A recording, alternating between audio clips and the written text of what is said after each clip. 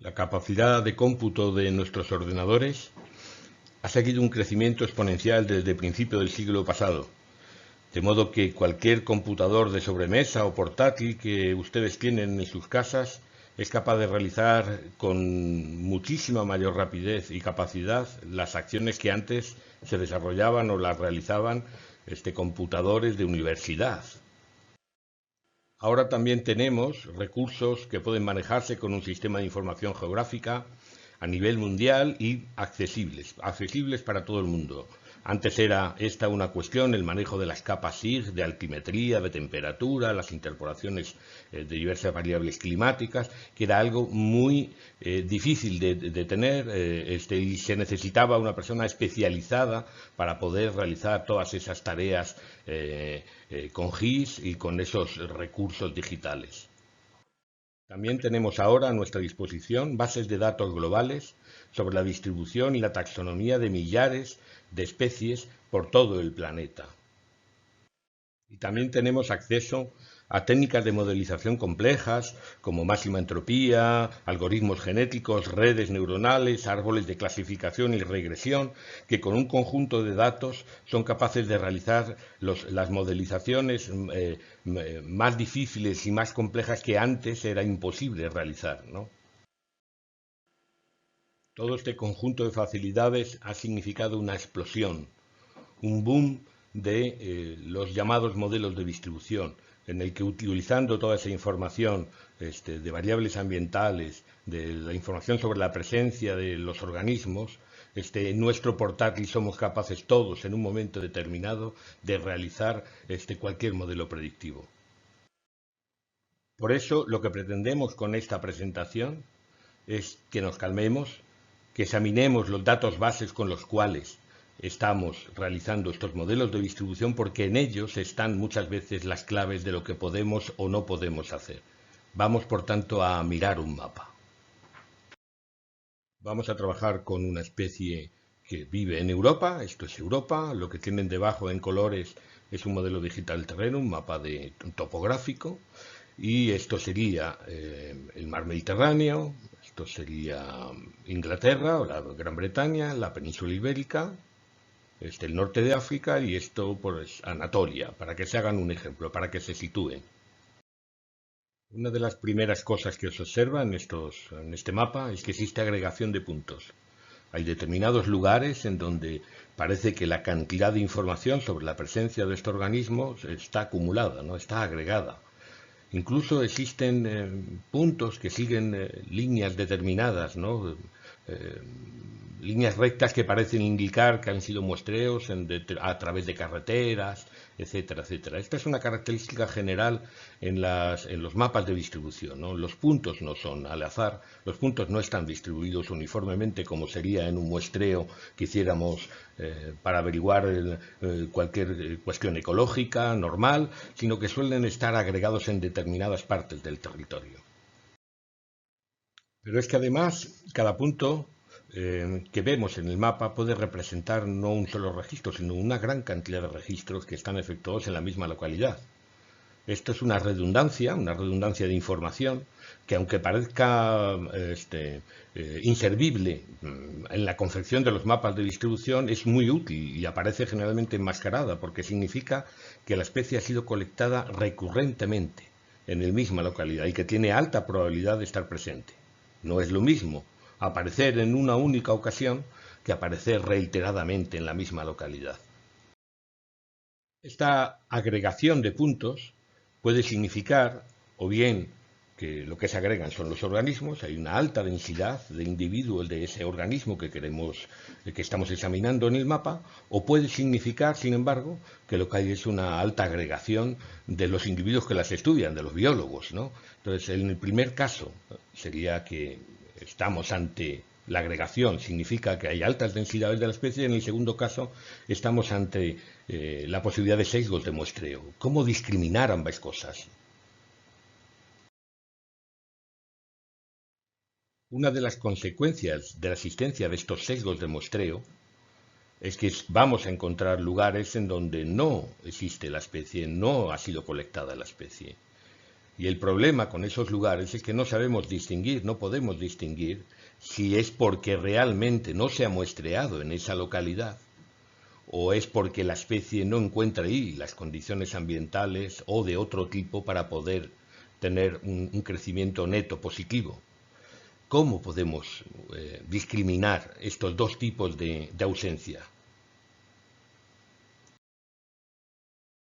Una propuesta para tratar de discriminar aquellos lugares que son verdaderas ausencias de la especie no está presente ahí, no tiene las condiciones para poder subsistir, de aquellos otros lugares en los que hay falta de información y la ausencia es falsa, es una falsa ausencia, sería dividir, por ejemplo, el territorio en unidades espaciales, en este caso celdas de un tamaño determinado.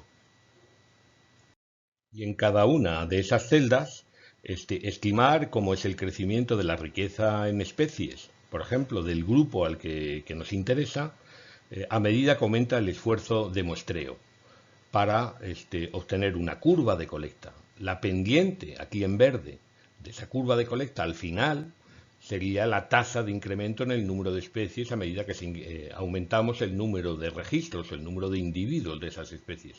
Y la línea punteada en azul sería la extrapolación de esa curva de colecta que nos permitiría entender cuál es el valor de la asíntota, cuál es el total de especies cuando el muestreo fuera cuasi infinito. Y por tanto, cuál es la completitud de cada uno de los inventarios de esas celdas. La realización de estas curvas de colecta para cada una de las unidades espaciales que hemos elegido nos pueden ayudar a discriminar cuáles son las que tienen inventarios fiables. Esos inventarios fiables pueden aparecer en lugares en donde la especie ha sido colectada, aquí en verde, o pueden aparecer en lugares en donde la especie no ha sido colectada, porque estamos utilizando la información completa del grupo al cual pertenece nuestro organismo. En ese caso, los cuadrados amarillos serían lugares de buenas ausencias. Los inventarios son fiables, los inventarios son completos y la especie no aparece. Pero también habría otros muchos lugares en el territorio en los cuales no existirían unidades espaciales con inventarios fiables. Aquí los he puesto con interrogación, unos cuantos. ¿Esos qué son? Son lugares en donde no nos podemos fiar de la información que nos ofrecen. Son zonas de incertidumbre, zonas en donde ignoramos si la especie de verdad está ausente o lo que falta es información. En otras palabras, no es lo mismo la información de la ausencia que la ausencia de información. Si la información sobre las ausencias es importante, hay mucha información que no está publicada. Y está en el cerebro de los taxónomos y de los biólogos que han compilado la gran cantidad de información sobre la presencia de los organismos. Porque a nadie se le ocurre publicar cuáles son las especies que no ha encontrado en una localidad. Y esa fuente de información es una fuente de información oculta que es muy importante. Uno podría construir un mapa del esfuerzo realizado en un grupo determinado, identificando no solo los sitios con valores altos de completitud, utilizando las bases de datos exhaustivas, como hemos visto antes, sino también preguntando a expertos y estudiosos del grupo, preguntándoles cuáles han sido los lugares donde han realizado colectas intensivas, que aquí hemos puesto en rojo. Así tendríamos un mapa del esfuerzo que nos permitiría definir las ausencias probables de una especie, pero también las zonas de ignorancia en donde los resultados de los modelos tendrían que ponerse en cuarentena, porque serían extrapolaciones. Resumiendo, la información que poseemos cuando observamos el típico mapa de puntos es solo la presencia de la especie. Pero si realizamos una base de datos exhaustiva del grupo al que él pertenece, y además somos capaces de identificar las áreas relativamente bien muestreadas, podemos tener un mapa del esfuerzo. Ese mapa nos puede permitir discriminar las ausencias, a las cuales les podemos otorgar incluso un peso según el grado de completitud del inventario en donde se localizan. Pero es que además, las ausencias de la especie fuera de los lugares bien inventariados nos permitiría obtener un mapa de ignorancia que representaría las zonas sin inventarios fiables, zonas en las que cualquier predicción debe considerarse invalidable.